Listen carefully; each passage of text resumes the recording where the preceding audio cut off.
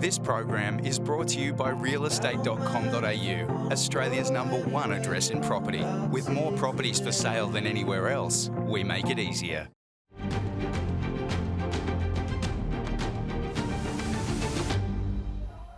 Welcome back. Let's take a look at this weekend's auctions. There are 1,977 auctions scheduled to take place across the country. That's down 8% when compared to the same period last year.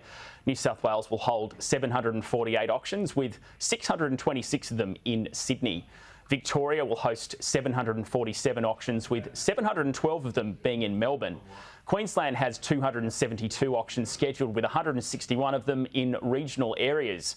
South Australia is set to hold 112 auctions, with most of them being taking place in Adelaide. Western Australia, Tasmania and the Northern Territory share 16 auctions between them, and the ACT will host 82 auctions. Taking a look at the most viewed properties going to auction this weekend. Top property in Sydney is located at 38 Robinson Street, East Lingfield on the North Shore. This four-bedder sits on about 850 square metres and has a price guide of $1.9 million. The top Victorian property is in the eastern suburbs of Melbourne at 132 Torridon Street, Mount Waverley. This three-bedder has a price guide of up to $715,000. Top property in Queensland is about 40 kilometres northwest of Brisbane, located at 46 Dales Road, Cobble Creek. This six-bedroom home sits on 5 acres of farmland. The most viewed property in South Australia is at 52 Botting Street, Albert Park, which is close to Port Adelaide. This five-bedder includes space to park 6 vehicles. And the most viewed property in Canberra is at 31 Mitchie Street, Waniassa. This three-bedder sits on about 650 square metres. And the most viewed property on the REA Group website this week is in Melbourne's east at 1 Western Street, Balwyn. This 4-level 6-bedroom home is on 671 square metres of land. In the basement, there's space to park 8 vehicles. You can also sit in a glass partition living room in your garage, so you can stare at your supercars if you're so inclined. The ceilings inside are 3.2 metres high, and so's the front door, which is made entirely of glass. In fact, there are lots of double glazed windows throughout this home, which has views of the Melbourne CBD from the rooftop area. There is underfloor heating to keep the place warm, plus air conditioning for summer. The property includes a swimming pool, home cinema, gym, and you can even get 10 Samsung wall-mounted LED TVs included in the price. It also has solar panels and a Tesla battery. This property, it's open for inspection tomorrow. Price guide is up to $9.9 million. And for more on the property market, I caught up with Cameron Kusher from REA Group a little earlier. Yeah, Ed, we are seeing a bit of a slowdown. The number of auctions is both lower than it was a year ago, and it has trended lower over the last couple of weeks. Interestingly, though, in Sydney, the number of auctions is up 17% from a year ago, whereas in Melbourne, it's down 22%. But we are coming into the quieter part of the year. So I think it's reasonable to expect that we'll continue to see a lower number of properties becoming available at auction. How are clearance rates holding up, though? Yeah, clearance rates are quite strong at the moment. So what we've been finding is basically through the start of this year, there has been a lot more demand for properties, and we have seen quite a strong bounce in auction clearance rates, and people are generally being quite successful taking their properties to auction, particularly in markets like Sydney and Melbourne, but also in the less traditional auction markets, auction clearance rates have certainly lifted too. So less stock slowly becoming available on the market over the next few weeks as we go into winter. Does that kind of mean prices are actually rising because there's more competition to buy fewer properties out there?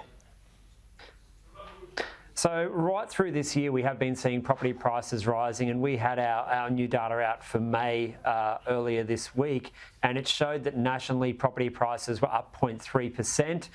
The biggest increases in prices were in Perth and Adelaide, along with Sydney, but Brisbane and Melbourne also seeing some price rises.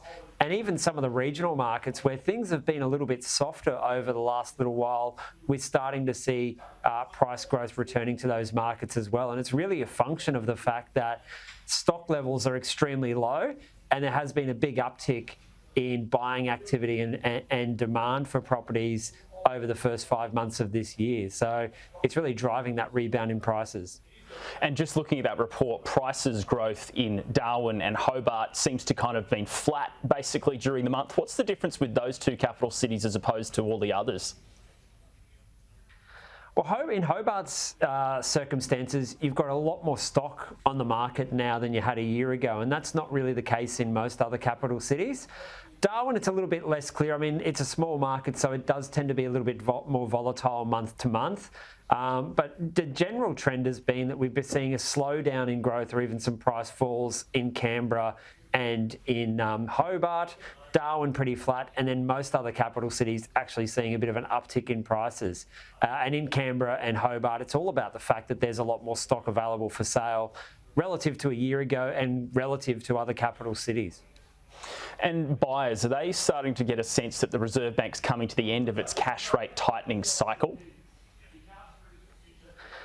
The feedback we've got when we go out and talk to customers is certainly that we're getting close to that peak of the interest rate cycle. Now, whether that's actually the truth or not, I think there's obviously a possibility that we could get another interest rate hike next week and maybe another one thereafter. But I think there's certainly a sense that we're closer to the end of the rate hike cycle than we are the start. And I guess also people have been putting off buying for some time.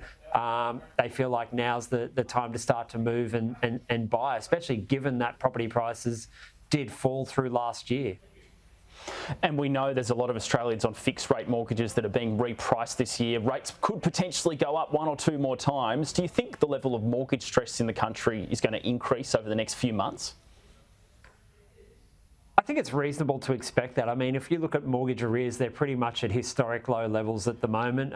We do know that a lot of people are going from fixed rates of around 2%, and they're going to be rolling onto variable rates of around 5.5% or even higher than that. And the other thing we know is that the greatest share of people coming off fixed rate mortgages is going to happen between now and the end of the year as well. So it's going to be a good indicator of how people manage those things.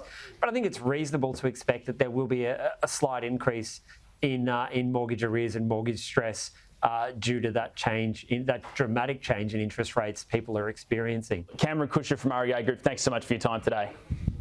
Thanks, Ed.